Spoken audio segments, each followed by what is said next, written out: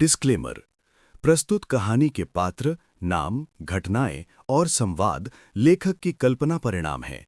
इनका किसी भी वास्तविक व्यक्ति, जीवित या मृत, या वास्तविक घटना से कोई संबंध नहीं है। यदि कोई समानता पाई जाती है तो वह पूरी तरह से अनायास और संयोग मात्र है।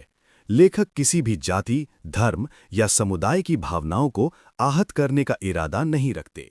अध्याय 91।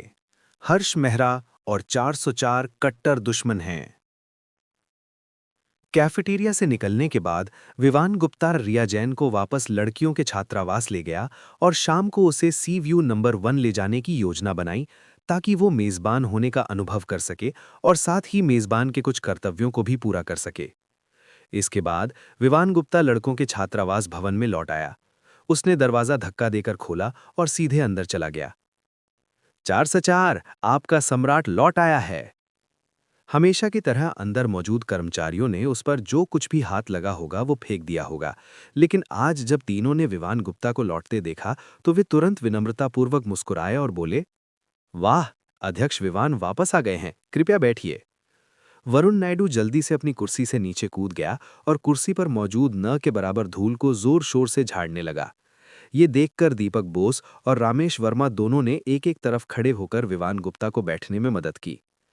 राष्ट्रपति विवान, जल्दी बताइए, ये यूरोपीय यात्रा कैसी रही? क्या वहां नीली आंखों वाली कोई गोरी लड़कियां थीं जो फक मी, ओ ये, ओ बेबी चिल्लाती हो? वरुण नायडू हंसते हुए और पूछते हुए विवान गुप्ता के पैर पर हल्के से थपथपा रही थी। ये सुनकर विवान गुप्ता ने आंखें घुमाई, लेकिन ध्यान से सोचने पर उसे लगा कि दिया तलवार काम करते समय रूसी वाक्यांशों का इस्तेमाल कर रही थी, जिनमें से आधे उसे समझ नहीं आ रहे थे। लगता है अगली बार उसे दिया तलवार से ऐसी भाषा में काम करवाने को कहना चाहिए जो उसे समझ आती हो। दीपक बोस ने वरुण नायडू को एक तरफ धकेल दिया। क्या आप ऐसे भद्दे सवाल नहीं पूछ सकते? क्या हम यहाँ कुछ सकारात्मक ऊर्जा ला सकते हैं? फिर उसने विवान गुप्ता की ओर मुड़कर पूछा, क्या तुमने लैम्बोर्गिनी पॉइजन खरीदी या नहीं? वे सभी जानते थे कि विवान गुप्ता के इस बार यूरोप जाने का उद्देश्य इसे खरीदना था। उसने धीरे से सिर हिलाया। इसे पहले ही अधिग्रहित कर लिया गया है और वापस देश में भेज दिया गया है। ये समय सीमा शुल्क अनुमोदन के लिए लंबित है। एक बार ये प्रक्रिया पूरी हो जाने के बाद इसे यहाँ लाया जा सकता है। राष्ट्रपति विवान तो कमाल के हैं, आपने कितना खर्च किया? करों सहित 90 मिलियन से कम। विवान गुप्ता ने बड़े ही शांत भाव से थोड़ा सा आत्मसम्मान का प्रदर्शन किया। उनके बोलते ही छात्रावास में सन्नाटा छा गया। दीपक बोस धीरे से मुड़ा और रामेश वर्मा और वरुण नायडू को संबोधित करते हुए कहा, मुझे खेद है, मुझे नहीं पूछना चाहिए था, मुझे अनुचित समय पर नहीं बोलना चाहिए था, मैं मृत्यु का पात्र हूं। बोलने के बाद सभी लोग खुशी से चिल्लाने लगे और तरह तरह की हरकतें करने लगे और विवान गुप्ता भी उनके साथ शामिल हो गया। वो प्रिंसिपल शाह और लीवण सिंह की तुलना में दीपक बोस और अन्य लोगों के साथ अधिक सहज महसूस करता था, क्योंकि वो उनसे अधिक परिचित था। जब हंगामा शांत हो गया तो विवान गुप्ता ने कहा, आप लोग मुझे जानते ही हैं, मुझे परेशानी पसंद नहीं है, इसलिए इस बार मैं यूरोप से आपके लिए ज़्यादा कुछ नहीं लाया। दरअसल यूरोप में बिकने वाली चीज़ें अब देश में भी खरीदी जा सकती हैं, हालांकि कीमतों में मामूली अंतर हो सकता है। विवान गुप्ता ने झंझट से बचने के लिए कुछ भी नहीं लाया। वो खाली हाथ गया और खाली हाथ वापस लौटा। हम सब बूढ़े आदमी हैं, आप कुछ ला नहीं सकते थे। बस हमें बता दीजिए कि यूरोपीय सुंदरियां कैसी थीं। जैसा कि आप जानते हैं, हम कुछ लोगों के पास कोई शौक नहीं है, बस सुंदरता की सच्ची खोज है। केवल वरुण नायडू ही वृद्ध विकृत मानसिकता वाले लोगों को इतने ताजगीपूर्ण और अनोखे तरीके से कलात्मक रूप से प्रस्तुत कर सकते हैं। दरअसल विदेशों की लड़कियां यहाँ की लड़कियों जैसी ही हैं। आंखें बंद करो, बिस्तर पर लेट जाओ और तुम्हें फर्क पता नहीं चलेगा। बेशर्मिली, बिना स्वाद लिए जल्दी जल्दी निगलने और बिना चखे जल्दबाजी में खाने में क्या फर्क है? क्या तुम टोनी डामू की कई रातों की गंभीर शिक्षाओं को भूल गए? विवान गुप्ता को एहसास हुआ कि अगर ये सिलसिला जारी रहा तो ये बच्चा शायद हमेशा के लिए ऐसा करता रहेगा, इसलिए उसने तुरंत हस्तक्षेप किया। हालांकि मैं यूरोप से उपहार नहीं लाया, लेकिन इसकी भरपाई के लिए मैंने अपने नए घर में 2 दिन बाद एक पार्टी देने का फैसला किया है। विवान गुप्ता ने अभी बोलना समाप्त ही किया था कि दीपक बोस, नहीं जा रहे, क्या तुम्हें लगता है कि हमें तुम्हारी चाल का पता नहीं है? तुमने अभी अभी अपनी $900 मिलियन की लैम्बोर्गिनी पॉइजन के बारे में शेखी मारी थी और अब तुम अपने 100 मिलियन से ज्यादा के आलीशान बंगले का दिखावा करना चाहते हो। व्हाइट पीसेस, तुम बदल गए हो। अच्छे इरादों से हत्या करने में तुम और भी माहिर होते जा रहे हो। +1 नहीं जा रहा। मैं देखना तो चाहता हूं। स्वभाव से शर्मीले और आत्मविश्वास की कमी वाले रामेश वर्मा ने कमजोर आवाज में बात की, लेकिन इससे पहले कि वो अपनी बात पूरी कर पाते, वरुण नायडू ने उन्हें सीधी अपनी तरफ खींच लिया और उनका भाषण बीच में ही रोक दिया। सच में नहीं जा रहे हो? विवान गुप्ता ने मुस्कुराते हुए छेड़ा। मैं नहीं जा रहा हूं, मैं नहीं जा रहा हूं। सुम।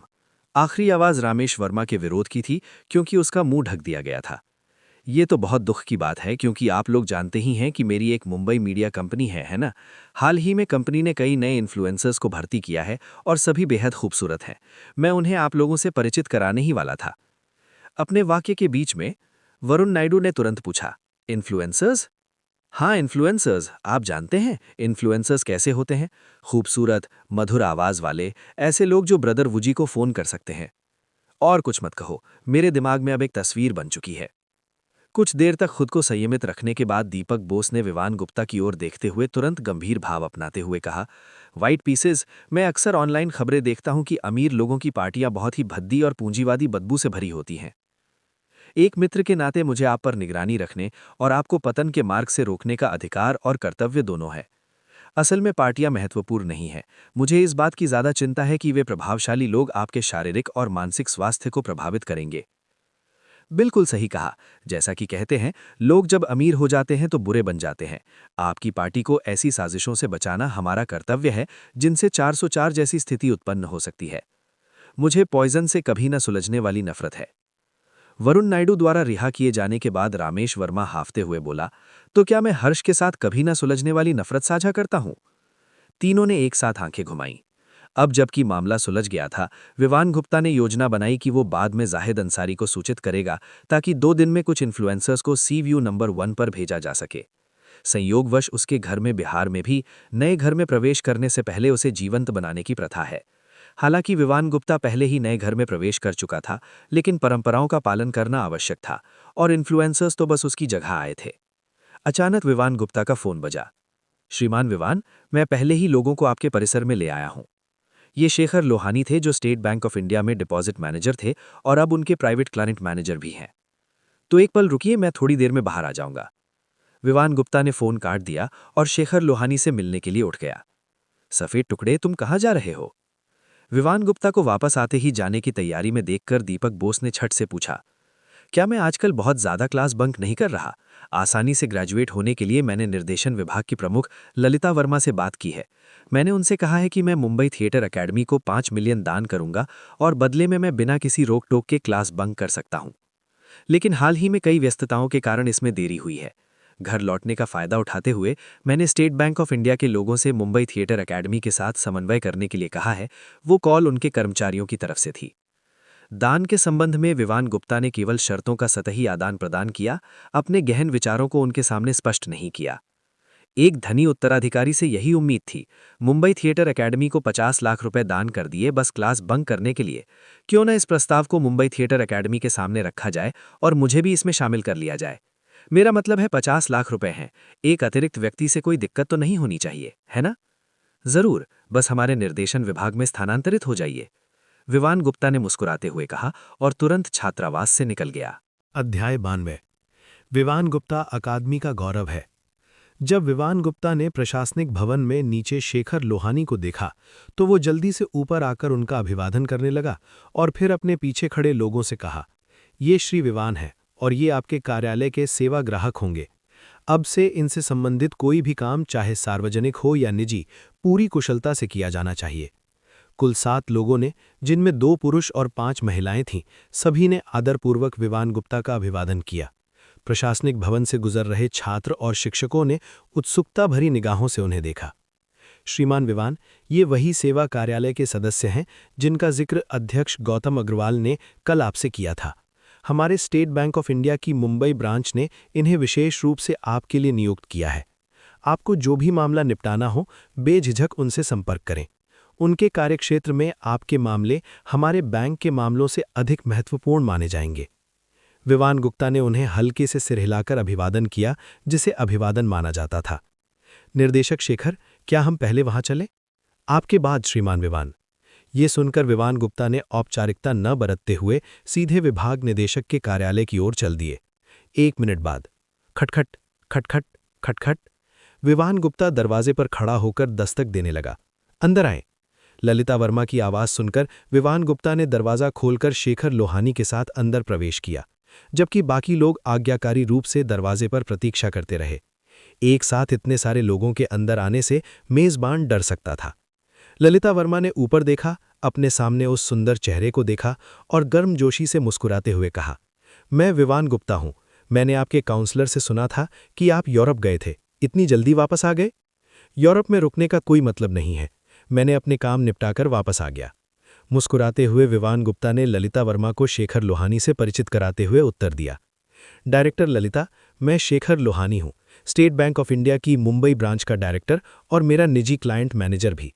जैसा कि आपको याद होगा, मैंने मुंबई थिएटर अकादमी को 50 लाख दान देने का जिक्र किया था। व्यस्तता के कारण ये अंतिम रूप नहीं दे पाया। आज मैंने विशेष रूप से डायरेक्टर शेखर को अकादमी में समन्वय के लिए आमंत्रित किया है, ताकि अकादमी में अपना योगदान देने की मेरी मंशा को दर्शाया जा सके। परिचय सुनने के बाद ललिता वर्मा मुस्कुराईं और शेखर लोहानी से हाथ मिलाने के लिए खड़ी हो गईं। विवान गुप्ता को पीछे मुड़कर देखने पर ललिता वर्मा की महत्वता की अभिव्यक्ति फिर से तेज हो गई। फिल्म उद्योग में एक जाने माने निर्देशक और मुंबई थिएटर अकादमी में विभाग प्रमुख के रूप में ललिता वर्मा कई प्रभावशाली हस्तियों को जानते थे, लेकिन उन्होंने कभी किसी बैंक द्वारा अपने निदेशक को किसी का ग्राहक प्रबंधक बनने के लिए भेजने के बारे में नहीं सुना था। लेकिन ये बात समझ में आती है। उसे कैसे पता चल सकता था कि विवान गुप्ता ने स्टेट बैंक ऑफ इंडिया में 20 अरब रुपए जमा किए थे? शेखर लोहानी को यहां लाना मुंबई थिएटर अकादमी के नेतृत्व में अपनी प्रतिष्ठा को बढ़ाने की विवान गुप्ता की रणनीति थी। शेखर लोहानी से हाथ मिलाने के बाद ललिता वर्मा ने भी गुस्से का नाटक करते हुए कहा, दान देने की इतनी जल्दी क्या है? मैंने इसकी शिकायत डीन से की थी और वो अकादमी की ओर से योगदान के प्रति आभार व्यक्त करने के लिए दान समारोह आयोजित करने पर अड़े हुए हैं। विवान गुप्ता ने जल्दी से जवाब दिया, इतनी परेशानी उठाने की कोई जरूरत नहीं है। एक छात्र के रूप में अकादमी में थोड़ा सा योगदान दे पाना ही मुझे बहुत खुशी देता है। ललिता वर्मा ने विवान गुप्ता की बात काट दी। मुझे बताने से कोई फायदा नहीं होगा।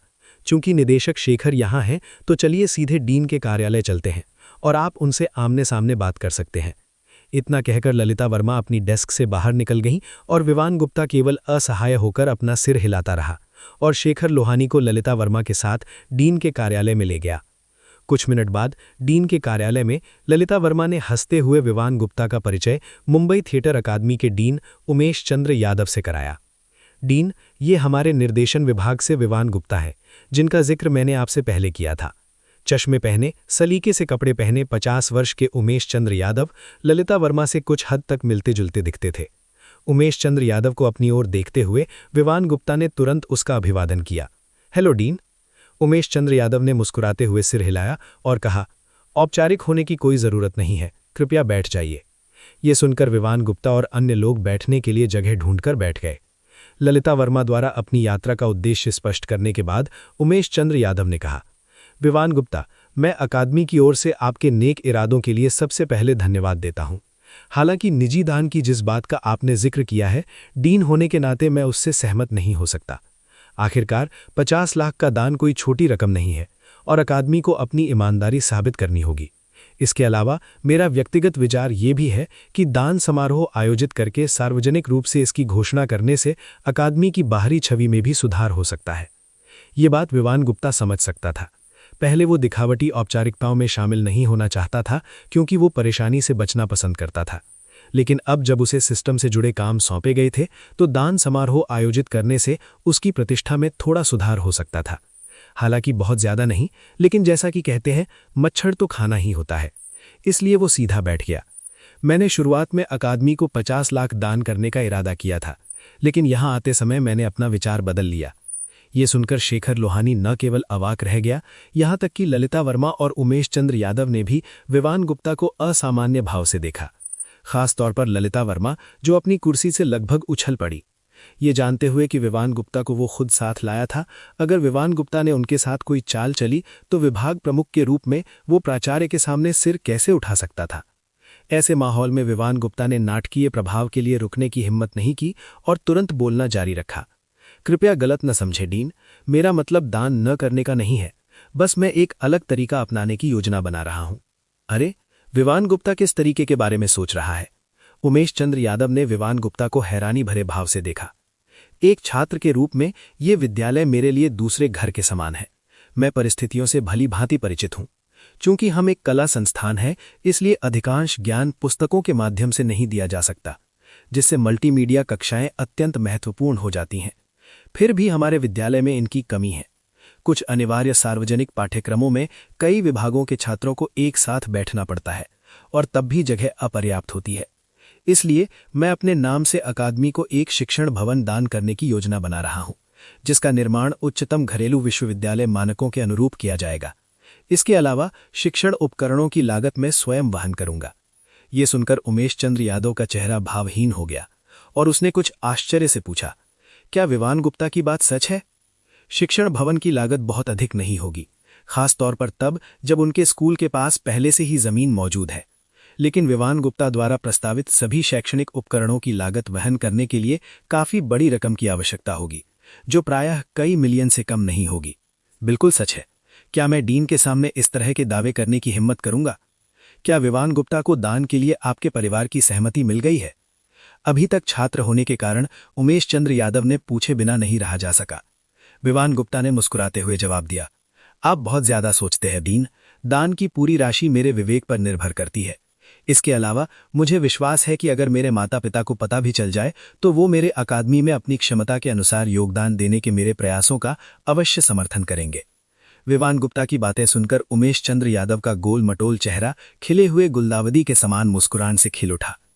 हमारी मुंबई थिएटर अकादमी में विवान गुप्ता का होना पूरे संस्थान के लिए वास्तव में एक आशीर्वाद है। अध्याय 93 सफेद मोजे। अगले आधे घंटे में उमेश चंद्र यादव के कार्यालय में विवान गुप्ता ने सबसे पहले उमेश चंद्र यादव के साथ दान के विवरण पर चर्चा की। अंततः ये तय हुआ कि मुंबई थिएटर अकेडमी के नाम से स्टेट बैंक ऑफ इंडिया में एक खाता खोला जाएगा। विवान गुप्ता प्रारंभ में इस खाते में 10 मिलियन रुपए का दान देंगे, जिसकी संयुक्त देखरेख विवान गुप्ता और अकेडमी द्वारा की जाएगी, ताकि ये सुनिश्चित हो सके कि धनराशि का पूर्ण उपयोग शिक्षण भवन के निर्माण में ही हो। यदि कोई धनराशि बचती है तो उसे अकेडमी अन्य कार्यों के लिए उपयोग कर सकता है। यदि कोई कमी होती है तो अकेडमी उसकी भरपाई करेगा। अंतिम परिणाम चाहे जो भी हो, शिक्षण भवन का नाम विवान गुप्ता के नाम पर रखा जाएगा, जो बिहार की एक परंपरा है। विवान गुप्ता ने शुरू में अपने परोपकारी कार्यों को गति देने के लिए गरीब छात्रों की मदद हेतु एक छात्रवृत्ति कोष स्थापित करने की योजना बनाई थी।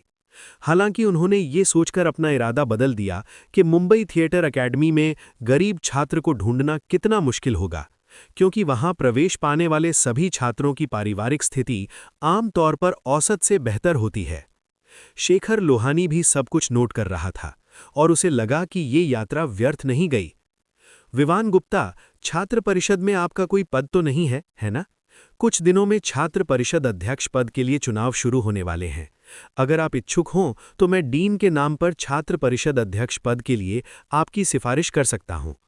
हालांकि छात्र परिषद अध्यक्ष का पद छात्र परिषद द्वारा आंतरिक रूप से चुना जाता है, लेकिन उमेश चंद्र यादव ने विवान गुप्ता को यह स्पष्ट कर दिया था कि यदि वो चाहे तो ये पद उसका होगा। विवान गुप्ता ने तुरंत मना कर दिया, मैं डीन के नेक इरादों की सराहना करता हूं, लेकिन सच कहूं तो एक छात्र होने के साथ साथ मेरा अकेडमी के बाहर भी अपना व्यवसाय है और मैं सचमुच इतना व्यस्त हूं कि इसे संभाल नहीं सकता। इसके अलावा मुझे छात्र परिषद के प्रबंधन का कोई अनुभव नहीं है और मैं सचमुच उस भूमिका को निभाने में सक्षम नहीं हूं। ललिता वर्मा ने भी विवान गुप्ता की ओर से स्पष्टीकरण दिया। आखिरकार वो उमेश चंद्र यादव की तुलना में विवान गुप्ता को बेहतर ढंग से जानता था। विवान गुप्ता द्वारा दान की बात कहने के बाद ललिता वर्मा ने कुछ जांच पड़ताल की और उसे पता चल गया कि विवान गुप्ता झूठ नहीं बोल रहा था। विवान गुप्ता का न केवल अपना बाहरी व्यवसाय था, बल्कि वो काफी बड़ा था, जिसमें अरबों रुपए का लेन देन शामिल था। ये सुनकर उमेश चंद्र यादव ने भी सिर हिलाया। चूंकि आपके पास समय नहीं है इसलिए मैं जोर नहीं दूंगा, लेकिन मेरा सुझाव है कि आप कम से कम छात्र परिषद में नाम मात्र का पद संभाल लें। इससे भविष्य में किसी भी समस्या में अकेडमी को आपकी मदद करना आसान हो जाएगा। इसका तात्पर्य ये था कि छात्र परिषद में नाम मात्र का पद धारण करके डीन मुंबई थिएटर अकेडमी में अपना समर्थन बनाए रखेंगे। विवान गुप्ता समझ गया था कि उसने शिक्षा जगत के इस दिग्गज उमेश चंद्र यादव के मन में अपनी जगह बना ली है और उसके 10 मिलियन के दान ने वांछित प्रभाव प्राप्त कर लिया है। धन्यवाद डीन, मैं बाद में निदेशक ललिता को आवेदन जमा कर दूंगा। लगभग सब कुछ कह देने के बाद विवान गुप्ता को अब और रुकने का कोई कारण नहीं दिखा। वो खड़ा हुआ और बोला, मैं अब आपको और परेशान नहीं करूंगा डीन, मैं चलता हूं। इतना कहकर वो जाने के लिए तैयार हो गया। उमेश चंद्र यादव भी उसे बाहर तक छोड़ने के लिए उठ खड़ा हुआ। अगर दूसरे लोग ये देखते कि कॉलेज का प्रमुख स्वयं एक छात्र को बाहर तक छोड़ने आया है तो वो चौंक जाते। प्रशासनिक भवन से बाहर निकलने के बाद ही विवान गुप्ता ने शेखर लोहानी की ओर मुड़कर माफी मांगी और कहा, माफ कीजिए निदेशक शेखर, आपको यहां बेवजह बुलाने के लिए। शेखर लोहानी ने मुस्कुराते हुए झट से हाथ हिलाया। ओह श्रीमान विवान, ऐसा मत कहिए। ग्राहक प्रबंधक के रूप में आपका बोझ बांटना हमारा काम है। इसके अलावा ये व्यर्थ नहीं था। दान खाते के संबंध में मैं वापस आते ही इसे तुरंत संभाल लूंगा, जिससे आपको और अकादमी को भाग दौड़ से मुक्ति मिल जाएगी। धन्यवाद निदेशक शेखर। उन दोनों के साथ बाहर इंतजार कर रहे 7 लोगों ने शेखर लोहानी का व्यवहार देखा और उन्हें बिल्कुल भी आश्चर्य नहीं हुआ। हालांकि उन्हें ये जानकारी नहीं थी कि स्टेट बैंक ऑफ इंडिया में विवान गुप्ता के पास कितनी संपत्ति थी, लेकिन डायरेक्टर के रवैये से ये स्पष्ट था कि वो देश के शीर्ष उद्योगपतियों के स्तर का व्यक्ति था। ऐसे प्रभावशाली व्यक्ति की सेवा करते हुए वे लापरवाही करने का जोखिम नहीं उठा सकते थे। उन 7 को देखकर विवान गुप्ता ने उनमें से सबसे मनोहर चेहरे वाले को चुना और पूछा, तुम्हारा नाम क्या है? नमस्कार राष्ट्रपति विवान, मेरा नाम जिनरूप है। पलक झपकते ही विवान गुप्ता के सामने एक एट्रीब्यूट पैनल प्रकट हो गया। नाम जिनरूप, उपस्थिति 84, स्वास्थ्य 85, स्नेह 60। विवान गुप्ता की नज़र में जिनरूप उन 5 महिलाओं में सबसे खूबसूरत थीं, लेकिन उनका उच्चतम स्कोर भी केवल 84 अंक ही था। इसलिए ऐसा प्रतीत हुआ कि ये सहायक ग्रुप केवल गंभीर भूमिका में ही उनकी सहायता कर सकता है। इसके अलावा किसी और कार्य के लिए उन्हें अपने स्वयं के प्रयासों पर निर्भर रहना होगा। जिनरूप, सही कहा ना? ये मेरा व्हाट्सएप है, मुझे ऐड कर लो। इसके साथ ही उन्होंने अपना व्हाट्सएप QR कोड खोल दिया। जिनरूप ने तुरंत विवान गुप्ता को दोस्त के रूप में जोड़ लिया। अगर मुझे भविष्य में आप सभी से संपर्क करने की आवश्यकता होगी तो मैं सीधे आपके माध्यम से ही संपर्क करूंगा। चूंकि वे 7 थे, इसलिए विवान गुप्ता को हर एक को जोड़ने में कोई दिलचस्पी नहीं थी। एक प्राथमिक संपर्क होना ही काफी था। पीछे खड़े 6 लोग ईर्ष्या से जिनरूप की पीठ को देखने से खुद को नहीं रोक सके। विवान गुप्ता का संपर्क मिल जाने का मतलब था कि वो पहले ही उनसे एक कदम आगे निकल चुकी थी। विवान गुप्ता ने उनकी राय की परवाह किए बिना सीधे कहा, अगले कुछ दिनों में कृपया मुझे एक निर्माण कंपनी से संपर्क करने में मदद करें जो शिक्षण भवन के लिए 4 से 8 मिलियन रुपए की अनुमानित लागत वाली एक डिजाइन योजना तैयार कर सके। योजना तैयार हो जाने पर मुझसे संपर्क करें। शिक्षण भवन का निर्माण बहुत महंगा नहीं होगा। शेष धनराशि का उपयोग बाद में शिक्षण उपकरण जोड़ने के लिए किया जा सकता है। ये विवान गुप्ता का पहला कार्य था और इसे खूबसूरती से पूरा करना था। जिनरूप ने तुरंत सिर हिलाया। राष्ट्रपति विवान, चिंता मत कीजिए, मैं इस पर तुरंत काम शुरू कर दूंगा। विवान गुप्ता ने सिर हिलाया। डायरेक्टर शेखर, मैं आपको बाहर तक छोड़ने नहीं आऊंगा, लेकिन चलिए कभी चेयरमैन गौतम के साथ खाना खाते हैं। शेखर लोहानी मुस्कुराया और बोला, तो फिर हम चलते हैं। जहां तक विवान गुप्ता के निमंत्रण की बात है, समझदार व्यक्ति जानता था कि वो केवल शिष्टाचार निभा रहा था।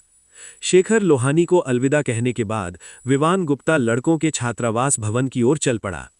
जैसे ही वो प्रवेश द्वार पर पहुंचा, उसकी टक्कर सफेद 2 चोटियों वाली एक छोटी कद वाली महिला से हुई। भैया! सानवी ठाकुर ने ऊपर देखा और विवान गुप्ता को देखकर खुशी से चिल्ला उठी। विवान गुप्ता ने भी मुस्कुराते हुए उसका अभिवादन किया। तुम लड़कों के छात्रावास भवन से बाहर क्यों आ रहे हो? मैं तुम्हें ढूंढने तुम्हारे छात्रावास आया था, लेकिन अंकल दीपक बोस ने कहा कि तुम विभाग के निदेशक से मिलने गए हो। मैं प्रशासनिक भवन जाने ही वाला था कि तुम वापस आ गए। तुम मुझे क्यों ढूंढ रही थीं? सानवी ठाकुर ने कोई जवाब नहीं दिया, बल्कि अपने गाल फुलाते हुए कुछ घरी भरे लहजे में बोली, तुम यूरोप से वापस आ गए और मुझे बताया भी नहीं। विवान गुप्ता ने अजीब सी हंसी हंसते हुए कहा, मैं अभी अभी लौटा हूं और मुझे मौका ही नहीं मिला। झूठे! सिस्टर रिया को साफ पता था कि तुम वापस आ गए हो और तुमने तो कैफेटेरिया में उसे चूमा भी था। विवान गुप्ता को उम्मीद नहीं थी कि खबर इतनी जल्दी फैल जाएगी। 2 घंटे से भी कम समय में सानवी ठाकुर को भी पता चल गया था। क्या आप सिस्टर रिया के साथ हैं? सानवी ठाकुर की बड़ी बड़ी आंखें विवान गुप्ता पर टिकी हुई थीं। उसने धीरे से सिर हिलाया। हाँ, उसकी बड़ी बड़ी आंखें पल भर में लाल हो गईं। ऐसा लग रहा था मानो वो रोने ही वाली हो। विवान गुप्ता ने बेबसी से आह भरी। ठीक है, नाटक करना बंद करो। तुम्हें मेरी जरूरत क्यों थी? उसे नहीं लगा था कि इससे सानवी ठाकुर पर कोई असर पड़ेगा। स्नेह के मामले में उसका स्कोर 70 था, इसलिए वो स्वभाव से ही एक ड्रामा क्वीन थी। इतना कहते ही सानवी ठाकुर का चेहरा फिर से खिल गया और वो हंसमुख हो गई। तुम ऐसा कैसे कह सकते हो भैया? मैं सचमुच दुखी हूं। अगर कुछ कहना है तो कहिए। विवान गुप्ता थोड़ा अधीर हो रहा था। मेरी मां मुंबई आई हैं। क्या आप आज रात उनसे मिलने मेरे साथ चल सकते हैं? विवान गुप्ता ने इस बारे में सोचा भी नहीं और सीधे मना कर दिया। नहीं, तुम्हारी मां आई थी और तुम चाहते हो कि मैं उनसे मिलूं? मेरी तो गर्लफ्रेंड भी नहीं है और तुम चाहते हो कि मैं तुम्हारे पापा मम्मी से मिलूं? ये तो पागलपन है। विवान गुप्ता के इनकार को देखकर सानवी ठाकुर ने अपना फोन निकाला और विवान गुप्ता को कुछ तस्वीरें भेजीं। सफेद मोजे पहनी लॉली, एक क्लासिक संयोजन। अगर भैया मान जाए तो मैं तुम्हें लाइव एक्शन वर्जन दिखा दूंगा। आज रात कितने बजे, कहाँ? अध्याय 94। सानिया आयाम। शाम के 7 बज चुके हैं। एक बिल्कुल सफेद पोर्श 918 2.5 डायमेंशन नामक एक रेस्टोरेंट के सामने आकर रुकती है। यात्री सीट पर बैठी सानवी ठाकुर लगातार शिकायत करती रहती है। भैया, इस कार को बदलने के बाद ऐसा लगता है जैसे आपने कुछ बदला ही नहीं। इसमें बैठना अब भी आरामदायक नहीं है। इतने नखरे मत करो। हालांकि विवान गुप्ता की बातें सख्त होती हैं, लेकिन उसके विचार लगभग वही हैं। स्पोर्ट्स कार खरीदने का शुरुआती रोमांच अब फीका पड़ चुका है, खासकर इसलिए क्योंकि वो पिछले कुछ समय से एक बेहद आरामदायक बिजनेस कार में सफर कर रहा था। अचानक से दोबारा सुपर कार चलाने पर यह अंतर बहुत स्पष्ट लगता है। इससे आगामी फिल्म पॉइजन के प्रति उनका उत्साह काफी कम हो गया है। कार पार्क करने के बाद दोनों बाहर निकल जाते हैं। विवान गुप्ता ने ऊपर देखा और रेस्तरां के प्रवेश द्वार पर तरह तरह के एनिमे पोस्टर देखे और सानवी ठाकुर से पूछे बिना नहीं रह सका। क्या आप वाकई अपनी मां से मिलने आए हैं? क्या आप आमतौर पर अपनी मां के साथ ऐसी जगह पर खाना खाती हैं? सानवी ठाकुर मुड़कर विवान गुप्ता की ओर देखती है और मानो ये सबसे स्वाभाविक बात हो, कहती है, हाँ, हम और कहाँ खाना खाएंगे? विवान गुप्ता को अचानक बुरा एहसास होता है। क्या तुम्हारी मां को भी एनीमे पसंद है? जब तुम उसे देखोगी तो तुम्हें पता चल जाएगा। इतना कहकर वो विवान गुप्ता को खींचकर रेस्तरां के अंदर ले जाती है। आसपास मौजूद तरह तरह के कॉस्ट्यूम पहने पुरुषों और महिलाओं को देखकर विवान गुप्ता को थोड़ा अलग थलग महसूस होता है।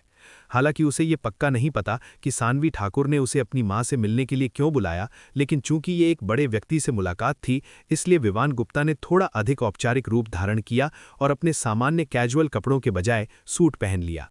लेकिन अब उसे इस बात का शक बढ़ता जा रहा है कि सानवी ठाकुर सिर्फ उसके साथ खेल रही है।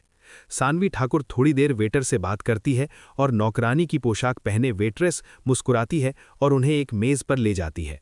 टेबल पर एक महिला बैठी है जो लगभग 20 वर्ष की लग रही है और उसके बाल नीले रंग के हैं। उसके पहनावे को देखकर लगता है कि वो शायद किसी एनिमे किरदार की वेशभूषा में है, हालांकि विवान गुप्ता उसे बिल्कुल भी नहीं पहचानता। इस महिला को देखकर विवान गुप्ता को तुरंत अपने संदेह की पुष्टि हो जाती है। चेहरा उतर आने पर वो अपना सिर घुमाकर दबे स्वर में सानवी ठाकुर से पूछता है, क्या वास्तव में यही वो मां है जिसके बारे में तुम बात कर रही थी? सानवी ठाकुर बस खिलखिलाती है। हाँ, वो मेरी मां है, लेकिन वो मेरी असल जिंदगी की मां नहीं है। वो एनिमे समुदाय में मेरी मां है। विवान गुप्ता दर्द से अपनी आंखें बंद कर लेता है। अंततः वो असमंजस में पड़ गया। एनिमे की दुनिया के प्यारे और मनमोहक आकर्षण से मोहित होकर वो इसके प्यार में पड़ गया। ठीक उसी समय जब विवान गुप्ता जाने का बहाना ढूंढ रहा था, मेज पर बैठी नीले बालों वाली महिला खड़ी हो गई और मुस्कुराते हुए विवान गुप्ता का अभिवादन करते हुए बोली, शुभ संध्या अध्यक्ष विवान। ये सुनकर विवान गुप्ता ने अपना सिर घुमाकर हैरानी से उसकी ओर देखा और पूछा, तुम मुझे जानती हो? सबसे पहले मैं अपना परिचय दे दूं, मेरा नाम सानिया भट्ट है। एनिमे समुदाय में लोग मुझे ब्लू मदर कहते हैं। विवान गुप्ता ने बेपरवाही से कंधे उचकाते हुए कहा, मैं तुम्हें नहीं जानता। अगर प्रेसिडेंट विवान एनिमे समुदाय पर ध्यान नहीं देते हैं तो ये स्वाभाविक है, लेकिन मैं आपको जानता हूं। आपकी मुंबई मीडिया कंपनी विभिन्न प्लेटफॉर्म होस्ट्स से संपर्क कर रही है, जिनमें हमारे सर्कल के कुछ जाने माने नाम भी शामिल हैं। मैंने आपके बारे में अपने दोस्त पूजा तिवारी से सुना था। और तब मुंबई मीडिया कंपनी की योजना जोरों से चल रही है। स्ट्रीमिंग जगत में ही नहीं, बल्कि स्ट्रीमिंग से प्रभावित होने वाले अन्य उद्योगों में भी इस कंपनी की महत्वाकांक्षाओं की जानकारी है। विशेष रूप से कल रात से ही जब उनके बयान ने ललिता वर्मा को सुर्खियों में ला दिया, तो आम दर्शकों के अलावा मुंबई मीडिया कंपनी की लोकप्रियता उद्योग जगत में भी कम नहीं है। कृपया प्रेसिडेंट विवान बैठ जाइए। सानिया भट्ट मुस्कुराते हुए विवान गुप्ता को बैठने के लिए आमंत्रित करती है। विवान गुप्ता लापरवाही से सिर हिलाता है, ठीक उसके सामने बैठा हुआ है और उसकी विशेषताओं पर एक नज़र डालता है। नाम सानिया भट्ट, दिखावट 92, स्वास्थ्य 86, स्नेह 50। वो दिखने में काफ़ी आकर्षक हैं। स्वास्थ्य की बात करें तो एनिमे समुदाय में होने के नाते शायद वो एक अनुभवी सदस्य हैं। 86 का स्कोर बनाए रखना वाकई सराहनीय है। सानवी ठाकुर को माहौल थोड़ा अजीब सा महसूस होता है और जल्दी से कहती है, ब्लू मदर, मैं उस व्यक्ति को ले आई हूं, मैं बस वॉशरूम जा रही हूं। इतना कहकर वो तेजी से चली गई। सानवी ठाकुर के जाने के बाद विवान गुप्ता भी अपने सामने रखी चाय का प्याला उठाता है, गले को नम करने के लिए पानी की एक घूंट लेता है। बताओ, मुझे बताओ कि सानवी ने मुझे यहां आने के लिए कैसे धोखा दिया। विवान गुप्ता का लहजा काफी ठंडा है। जिसके साथ धोखा हुआ हो वो इतना विनम्र नहीं होगा। सानिया भट्ट ने क्षमा मांगते हुए कहा, मैंने पहले भी आपकी मुंबई मीडिया कंपनी और मुंबई कैपिटल से संपर्क किया था, लेकिन मुझे कोई जवाब नहीं मिला।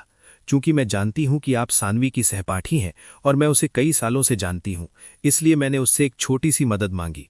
मुझे उम्मीद है कि अध्यक्ष विवान हमारी गलती को समझेंगे। बस मुझे बता दो कि तुम क्या चाहती हो। विवान गुप्ता ने अधीरता से बात काट दी।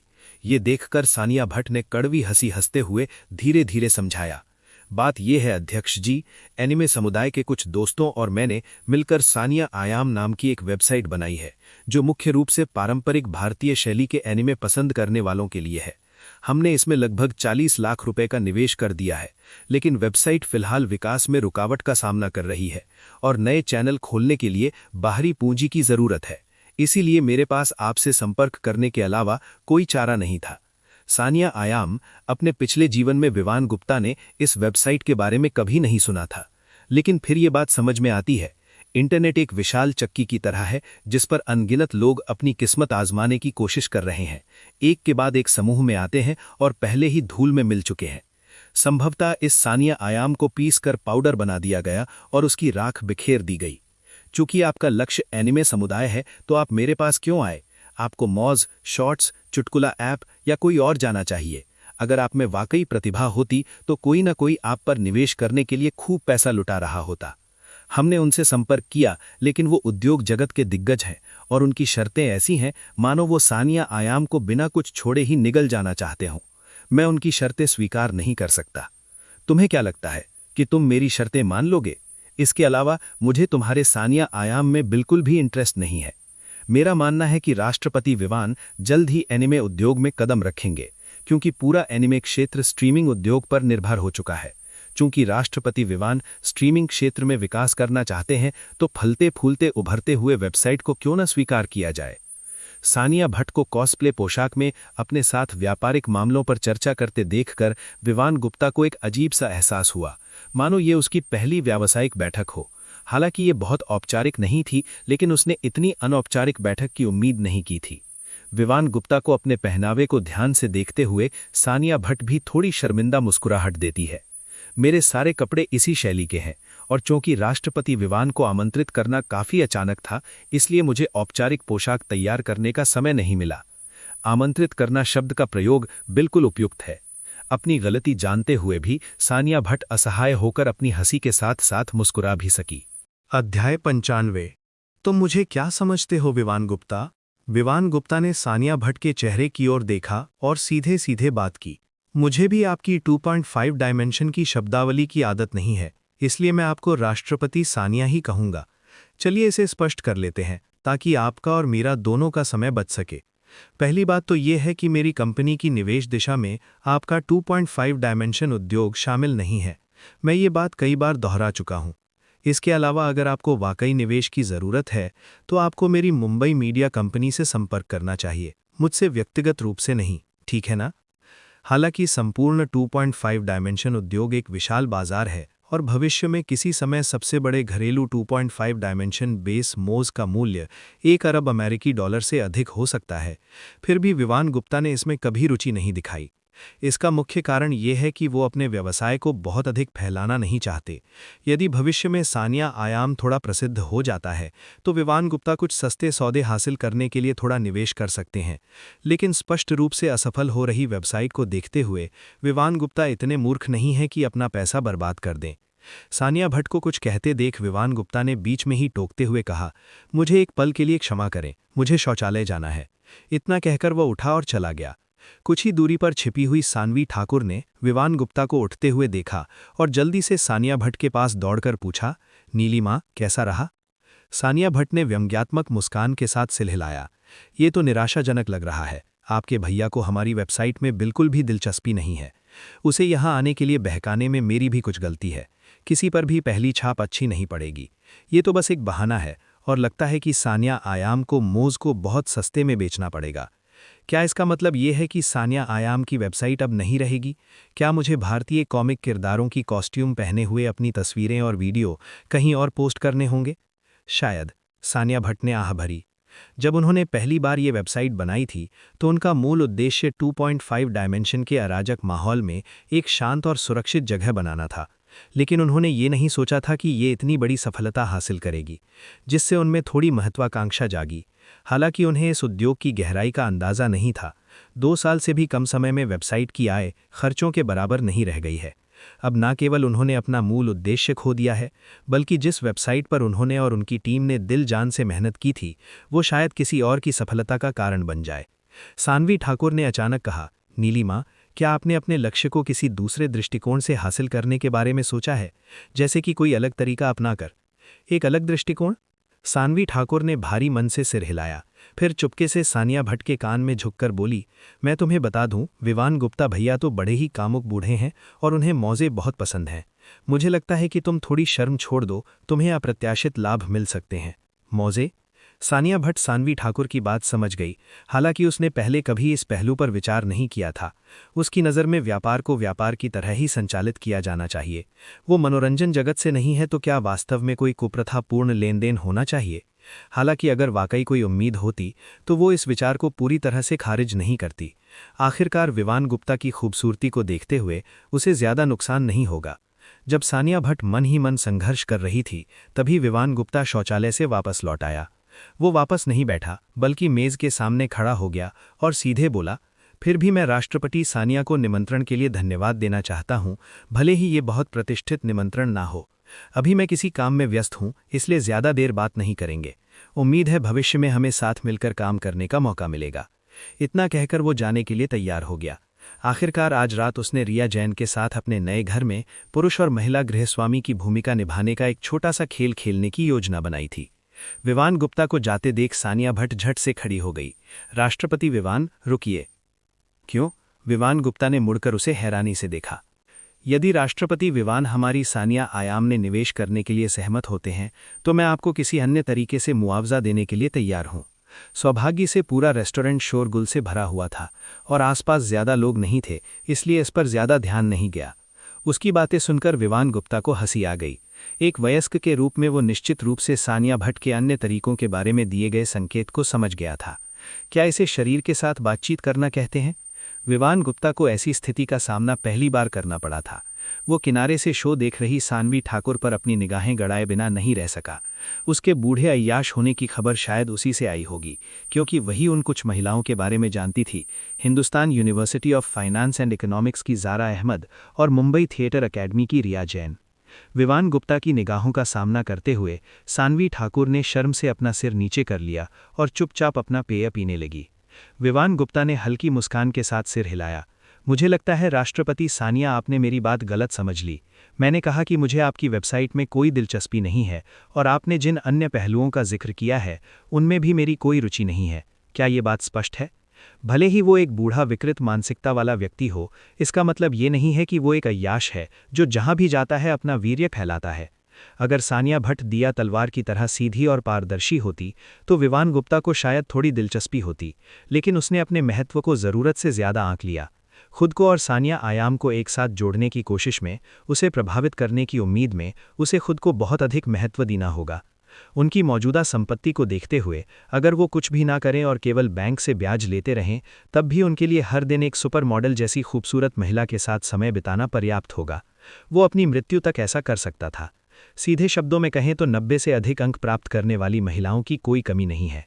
सानिया भट्ट कौन है और सानवी ठाकुर कौन है? विवान गुप्ता का धैर्य का अंतिम अंश भी समाप्त हो चुका था। सानिया भट्ट के बोलने का इंतजार किए बिना ही उन्होंने आगे कहा, आपको इसे दोबारा उठाने की ज़रूरत नहीं है। बेशक अगर आपकी वेबसाइट वाकई एक लाभदायक निवेश अवसर है तो मुझे यकीन है कि हमें सहयोग करने का मौका मिलेगा। कल मुंबई कैपिटल में वरिष्ठ प्रबंधन की बैठक होगी। अगर आपको अपनी कंपनी पर भरोसा है तो आप अपनी वेबसाइट की जानकारी और बाजार मूल्यांकन हमारी कंपनी को दे सकते हैं। मुझे लगता है कि आपको कंपनी का पता बताने की ज़रूरत नहीं है ना? हालांकि मैं आपको पहले ही चेतावनी दे देना चाहता हूं, मोज़ लोगों को पूरी तरह से निगल जाता है। एक नई पूंजी कंपनी होने के बावजूद हम भी कुछ हद तक अलग नहीं है, इसलिए ये सोचकर वहां ना जाएं कि मुंबई कैपिटल कोई दान संस्था है। अगर आप ऐसा सोच रहे हैं तो मेरा सुझाव है कि आप वहां ना जाएं। ये कहने के बाद विवान गुप्ता ने उनकी तरफ दोबारा नहीं देखा और रेस्टोरेंट से बाहर निकल गया। एक्सेलरेटर पर एक पैर रखते ही पोर्श 918 गरजते हुए आगे निकल गई और अपने पीछे कोई निशान नहीं छोड़ी। 2.5 डायमेंशन रेस्टोरेंट में सानिया भट्ट और सानवी ठाकुर ने एक दूसरे की ओर देखा। दोनों के चेहरे पर कड़वी मुस्कान थी। उन दोनों ने विवान गुप्ता को गलत समझा। सानवी ठाकुर को लगा कि विवान गुप्ता एक बूढ़ा विकृत मानसिकता वाला व्यक्ति है जिसे अलग दृष्टिकोण अपनाकर सीधे रक्षात्मक पंक्ति में जाकर प्रभावित किया जा सकता है। सानिया भट्ट को लगा था कि चूंकि विवान गुप्ता भी युवा है इसलिए उससे बात करना आसान होगा, लेकिन उसे ये उम्मीद नहीं थी कि वो पुराने पूंजीपतियों से भी मुश्किल साबित होगा। कम से कम पुराने पूंजीपति तो उसकी छोटी सी केक को लालच भरी नज़रों से देखेंगे और बातचीत करने को तैयार होंगे। लेकिन विवान गुप्ता को बात करने में ज़रा भी दिलचस्पी नहीं थी। कल उनकी कंपनी में आने का निमंत्रण शायद सिर्फ दिखावा था, लेकिन कोई चारा नहीं था। ये उनकी आखिरी उम्मीद थी। अगर बात नहीं बनी तो उन्हें सानिया आयाम को मोज़ को कम कीमत पर बेचना पड़ेगा। कम से कम उसे एक अच्छा खरीदार तो मिल जाएगा।